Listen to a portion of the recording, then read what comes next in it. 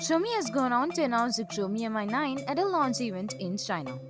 While the Mi 9 was soft released by Xiaomi themselves through their social media channels, in the days building up to the launch, Xiaomi did manage to pull off a surprise by announcing a second device at the event. The Xiaomi Mi 9 SE, the first device with the Qualcomm Snapdragon 712 SoC. The phone comes with 5.97-inch AMOLED screen with water drop notes and 90.47% screen-to-body ratio.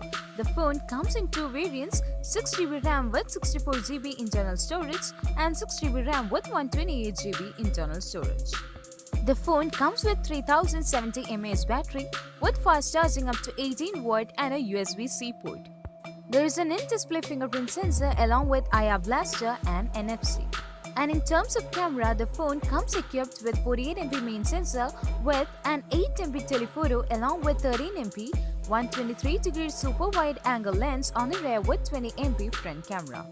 The Xiaomi Mi 9 covers the needs of the consumers who want a flagship device, so the Mi 9 SE picks it up for the users who do not necessarily need all the features of a flagship or who just want a smaller yet competitive device.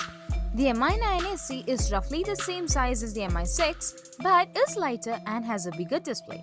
Its smaller form factor is comparable to the Apple iPhone XS, a comparison that also speaks a lot about Xiaomi's product strategy against one of its main competitors in China. The AMOLED display on the Mi 9 SE comes with a water drop notes as well as an in-display fingerprint sensor. Despite the existence of these features, the main standout point of the Mi 9 SE is that it is the first device with the Qualcomm Snapdragon 712 SoC, which Xiaomi claims is powerful enough to serve the needs of 99% of users.